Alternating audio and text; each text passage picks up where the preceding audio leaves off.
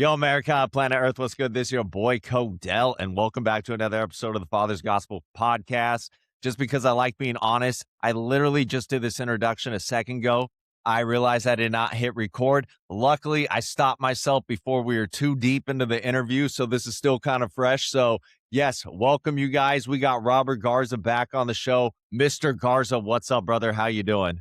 I'm doing great. Thanks for having me. Yeah, man. Excited to have you back. You have been a very busy man here in America and around the world. So we have definitely got an interesting conversation to get into today. And I have some fantastic questions that I think you are going to love. So are you ready to get into it? I'm great. I always love non-scripted. All right, cool, cool. All right, so this is about this first question's about the New Start to Equality Act, and I think for the most part, I know it's my favorite bill, and I think for the most part, it's most parents' favorite bill. So the New Start to Equality Act is a centerpiece of your advocacy. What problem is it trying to solve first, and what does equality practically mean in the real outcomes that you want to see? So right now, there's only 7 states that have shared parenting bills as laws. And so the crazy part, about 30 years ago, the legislature drew a line in the sand, said judges don't go below this line. And it was meant to be a line in the sand for the judges not to go below, and they had all the discretion. The legislature thought that they would start at equality, and they don't. They actually start at inequality, and that's the problem that we're having today. So this bill doesn't take any discretion away from the judges. It's just the legislature's responsibility to give guidelines to the judicial system. And since they can't do what they were supposed to do, now this bill will say you need to start at equality, and anything under that needs to be findings and facts and conclusions of law.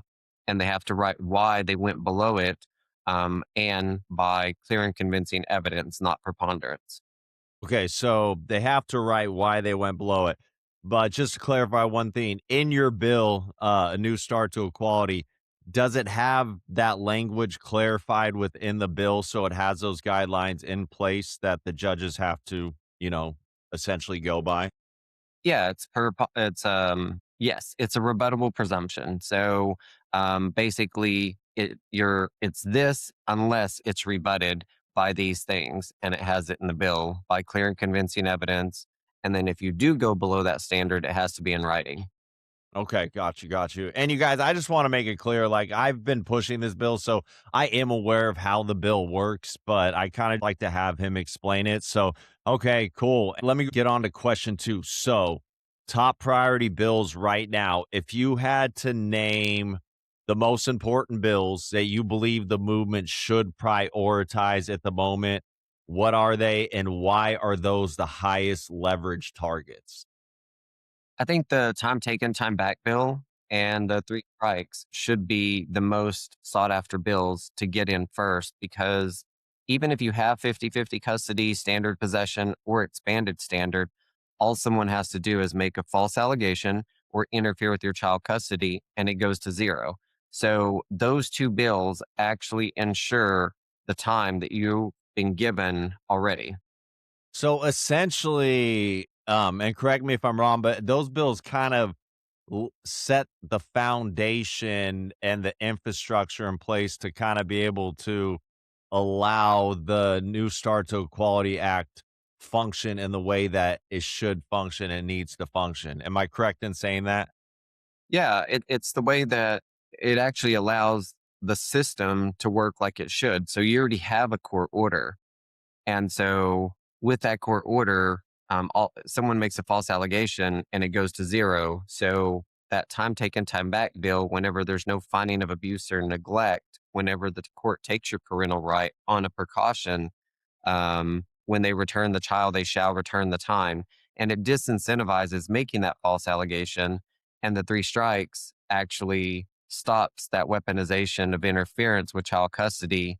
The first time the cop comes out, it's a $500 fine. The first and second time, third time, it's a felony, what it is already now.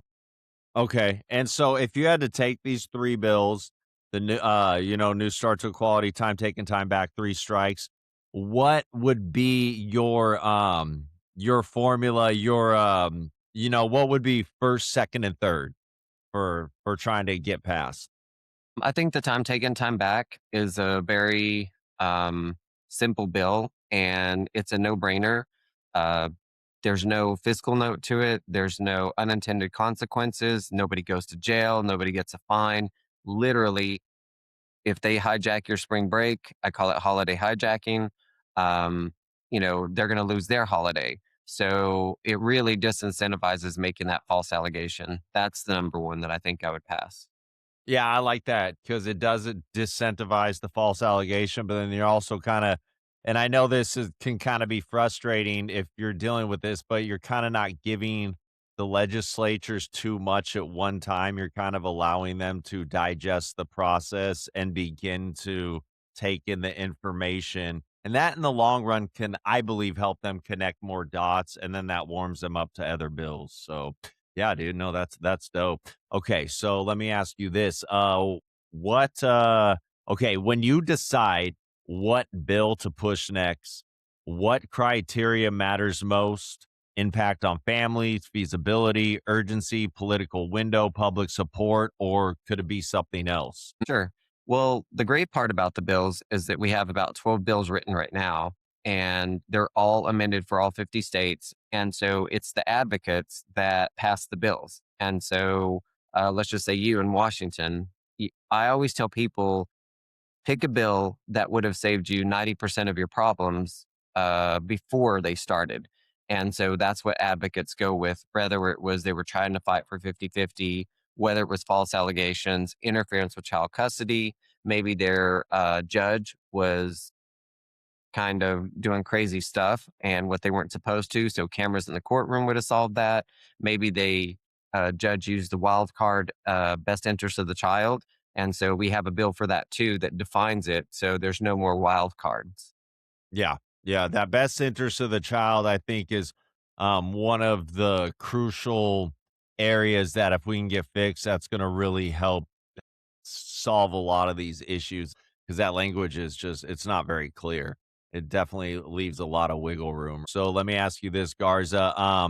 Walking us through your strategy for getting these bills from proposal to actual movement. What's your approach for building coalitions, navigating the resistance, and keeping the momentum? Um, just educating normal parents just like you and me on the bills and having them submit them is the biggest thing. Just to bring awareness to the community before all of these bills were drafted.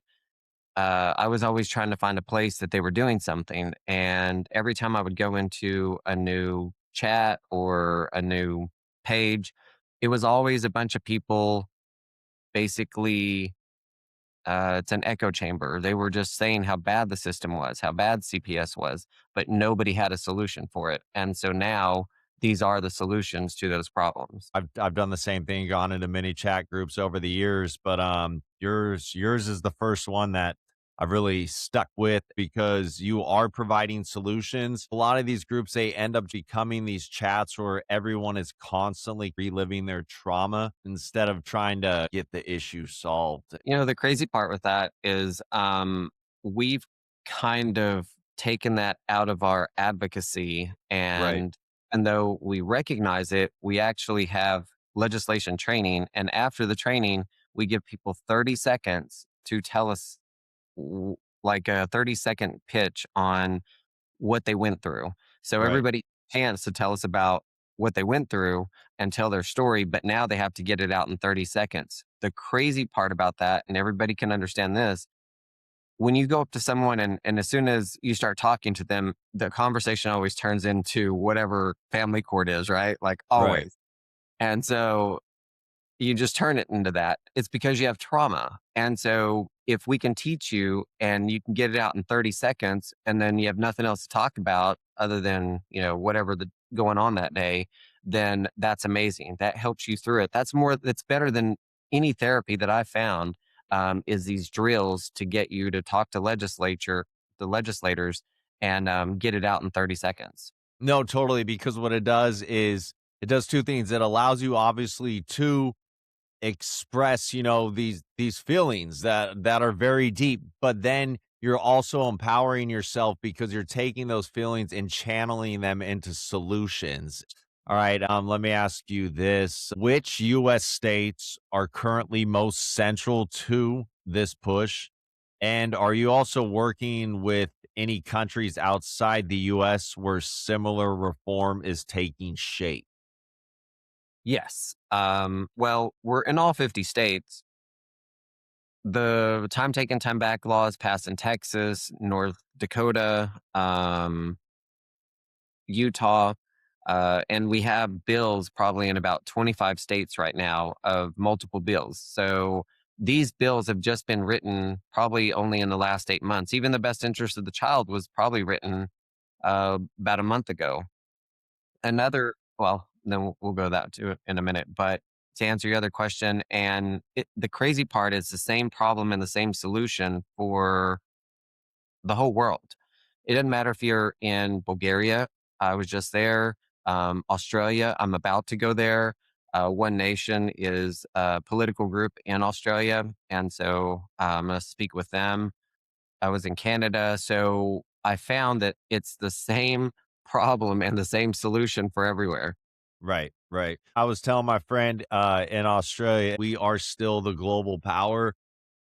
When something changes here, it kind of ends up having a ripple effect, especially if it's something big, to where then it opens the door and makes it a little bit easier for the citizens in other countries to also enact the same change because the momentum's built because a lot of these countries, obviously have a lot of ties with us, business, political. But yeah, that's cool. When you going out to Australia? Do you know yet?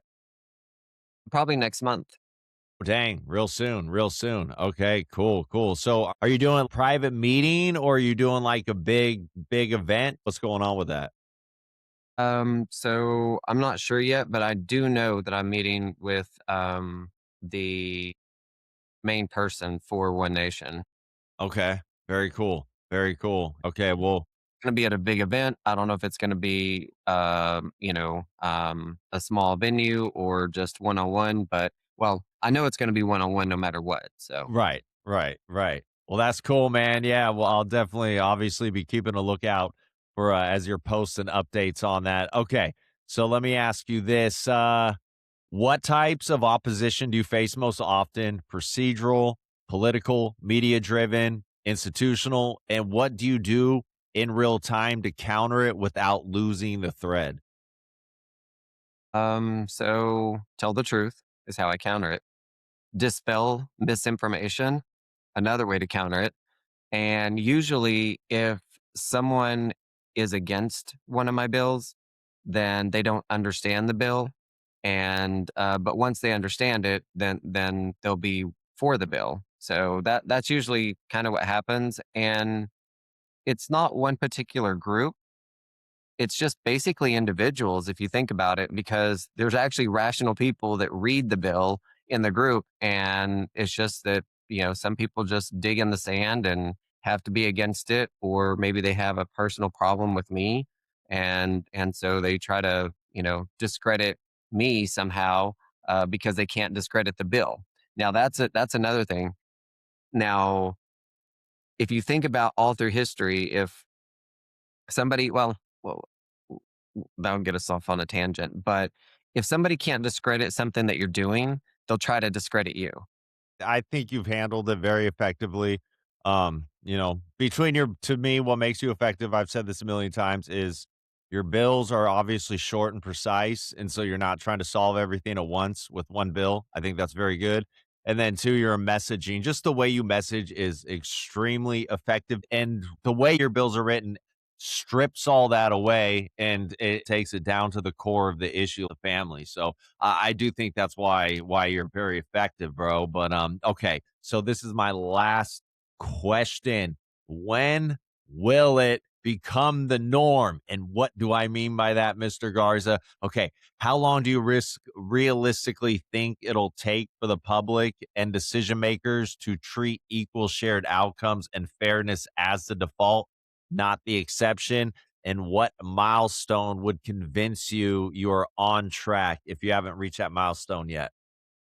So if you think about it, there's only 7 states right now with shared parenting in them. Okay. Watch and see in the next 5 years, that number is, I think the majority of the states will have shared parenting in them in the next 5 years, if not all. And it's because it's the right thing to do. It's the legislator's responsibility to tell the judges where to start. It does not take their discretion away as far as the judges go. It just tells them that they need to start at equality. And basically, anything below that, just they need to explain why. Right. It's Right. not a Well, big I go ahead. Sorry. Continue on. Yeah, it's not a big ask at all. I have a quote: if they're not, if they're against us, it's because they don't understand us, and all they have to do is read the bill. And if you dispel that information, same thing with shared parenting, everyone believes, everyone, that you should not have 50-50 custody if you have substantiated domestic violence. Everyone believes that. So now that you take domestic violence off the table, what's your argument against shared parenting? They really don't have one. And if they say that it's a bunch of people that don't want to pay child support, I have a bill for that too. It's called dual calculation of child support. They Right. take parents' money into account and then the custody into account. And it even has a clause in there that if later on that they get 50-50 and the everything's equal and there's no child support at that point, then um, if you miss 14 periods of possession, so someone just becomes a deadbeat after they don't have to pay or whatever, then it automatically triggers that that person has to pay opposing counsel to come in to take that right away. And so that's the first of its kind. There's never been a clause for a deadbeat. And so that's the first one. I like that. I like that because for me, the child support issue is also very divisive, and I'm not necessarily against child support per se. I just think obviously the way it's set up right now is just awful and causing a lot more damage than it's helping. But if we could fix it, I do think there is a place for it. We just got to fix it. All right, brother. Well, yeah, man. Happy 4th of July.